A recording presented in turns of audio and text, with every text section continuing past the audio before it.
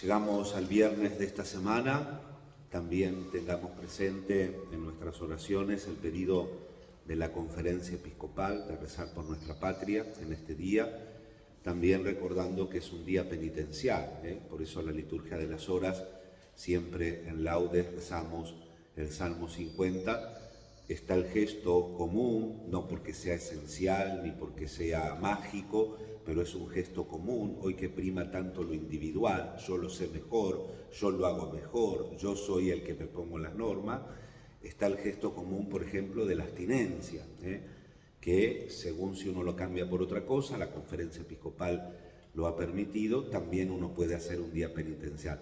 Lo importante es tener esto, no como pesimismo, sino como todo lo contrario, que podemos siempre progresar, que podemos siempre ser mejores, que podemos siempre caminar más profundamente hacia el llamado del Señor. De ese Señor que nos invita mucho en este tiempo final del tiempo litúrgico, tanto los días de semana como los domingos, nos invita a la vigilancia, al estar atentos, ese reino, como decía ayer, que no es ostensible, que no tiene una locación objetiva, no está aquí ni allí, dice Jesús, sino que está into gemón, dentro de ustedes, intra vos. Es importante que nosotros, cada uno de nosotros, asimilando el Evangelio, nos hagamos el fermento necesario en la masa de la sociedad y que esto con nuestra oración sea realmente una realidad en los valores y en los principios individuales de cada uno de nosotros. Antiguamente se rezaba en la letanía de los santos: ad improvisa e subitania morte liberanos Domine, de la muerte súbita e imprevista líbranos Señor. Uno reza, antes rezábamos por la buena muerte, rezábamos por la perseverancia final, ahora estamos como más inmediatistas, ya no se hace esto. Sabemos que hay muerte súbita, uno a veces se sorprende, no hace mucho tiempo uno leía a un deportista joven que de golpe es muerte súbita, ¿no es cierto? También gente adulta. Tenemos que plantearnos esto porque, bueno, antes le decía, ¿no? Rezábamos sobre todo a San José, patrono de la buena muerte, para tener una muerte con agonía, para tener tiempo de hacer el acto de contrición si lo necesitamos, recibir los sacramentos y sobre todo disponer nuestra alma para el encuentro con Dios. Pero si nosotros hacemos caso al Evangelio, el tema de la vigilancia es esto, ¿no? Ad improvisa, que no sea una muerte imprevista, que estemos preparados, que estemos vigilantes. Decía el otro día que tocaba este Evangelio en el domingo, le hacía esta hipótesis. Claro, uno a veces tiene miedo por no parecer mala onda, pero uno por no parecer mala onda no tenemos que dejar de predicar la palabra del Señor, ¿no? Entonces digo, si nosotros hoy a la noche tenemos que morir, ¿tenemos las cuentas arregladas con todo el mundo? ¿Podemos pasar tranquilo? No sé, ojalá que sí, Dios quiera. Ad improvisa subitania morte, de la muerte imprevista y súbita. De la súbita no podemos hacer nada, porque a veces el cuerpo juega malas pasadas. Pero, entonces, ¿cuándo va a pasar esto? ¿Vieron la curiosidad con Jesús? ¿Cuándo va a ser? ¿Dónde está el reino? ¿Cuándo va a pasar esto? Y Jesús dice, donde está el cuerpo se juntarán los buitres, donde estemos.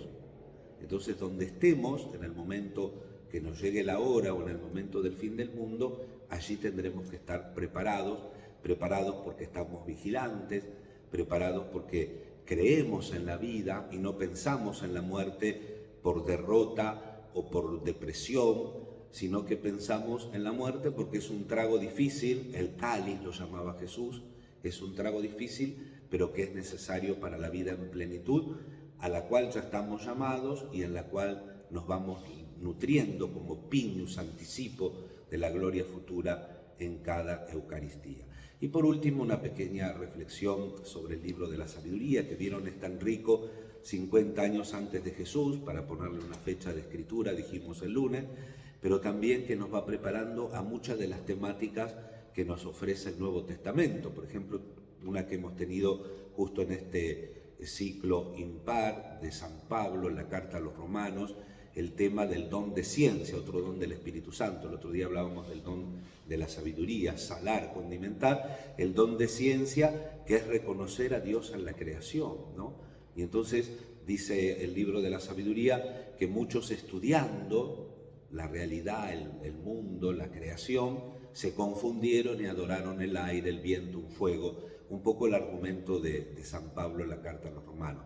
También acá hoy no lo tenemos porque siempre es una síntesis de los libros de la liturgia. El autor de la sabiduría hace un reto más fuerte a aquellos, peor todavía, que hacen ídolos y adoran la obra de sus manos, porque los otros tienen un perdón, la fascinación del mundo creado por Dios, pero los que hacen un ídolo de sus propias manos, estos son más reprobables, ¿no? En este sentido de la virtud de la religión. Y si tenemos tiempo, lo recordamos alguna vez, recordarlo, porque el Papa lo hace mucho, el tema de la ecología, ¿no? Y volviendo a lo básico, cuando nosotros estudiábamos y salió el catecismo en el año 92, siempre los trabajos había que tratar de hacerlo como con el texto base que era el catecismo y a partir de ahí ir profundizando con temas más profundos de autores anteriores, de autores contemporáneos, etc. Y ahora sí un poquito también en nuestra fe, recordando nuestra fe, y vuelvo a decirlo también, tanta insistencia correcta del Papa Francisco, que lo hacía también el Papa Benedicto, tiene el Papa Benedicto unas homilías de Pentecostés muy interesantes al respecto, ¿no? Acuérdense, ven Espíritu Santo y renueva la faz de la tierra. En relación a este Pentecostés tiene unas reflexiones súper interesantes sobre la ecología que un poco nos prepararon también al magisterio del Papa Francisco. Y la propuesta, si tenemos tiempo, leer esto de la creación en el Catecismo de la Iglesia Católica, del número 279 al número 301 del Catecismo, buscar un poco el tema de la creación, leerlo y también interiorizarnos, porque en esta creación, con nuestra propia vida, tenemos que preparar vigilantes esa venida del Señor y ese testimonio que Él espera que demos todos los días, como lo dieron en su tiempo, forma, momento histórico, los santos que hoy obligatoriamente conmemoramos, Roque González, Alfonso Rodríguez y Juan del Castillo, el primero paraguayo, los otros dos españoles, jesuitas, que dieron su vida en el Chaco paraguayo. Si mal no recuerdo, Juan del Castillo estaba en Chile, pero justo estuvo esos días ahí y le tocó morir también martirizado en esas tierras.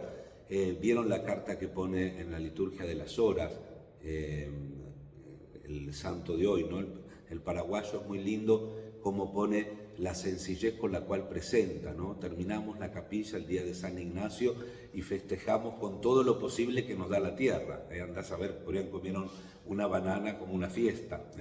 Y dice cómo los indios hicimos una capillita con un poquito de barro y todo y estaban emocionados y maravillados, ¿no? Y después temas más profundos, por ejemplo, como dicen que desde que comenzaron a celebrar la misa en la reducción, los demonios, dice, dejaron de aparecérsele a los indios, la fuerza de la Eucaristía. Y dice que en las privaciones, en los fríos y en los calores que pasaban y en las privaciones materiales que pasaban, dice, encontramos fuerza y alegría en la Eucaristía. Estar vigilantes en el tiempo, ¿dónde?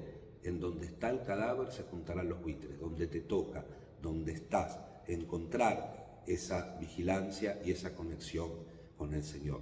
Los miramos, yo tengo un recuerdo así muy rapidito y lindo y una devoción así inusitada, no profundizada, pero cierta, porque como seminarista fui al primer congreso misionero en Misiones y allí hubo la procesión del obispo de Asunción de ese momento, cruzó el puente con el relicario del corazón de Roque González, ¿no? Y bueno, y ahí le tomé una devoción a este santo, ese corazón que es testimonio del anuncio del Evangelio con la propia vida y hasta el fin. Así que Él interceda y también cuide de nosotros e interceda también por nuestra patria en estos tiempos que lo necesitamos.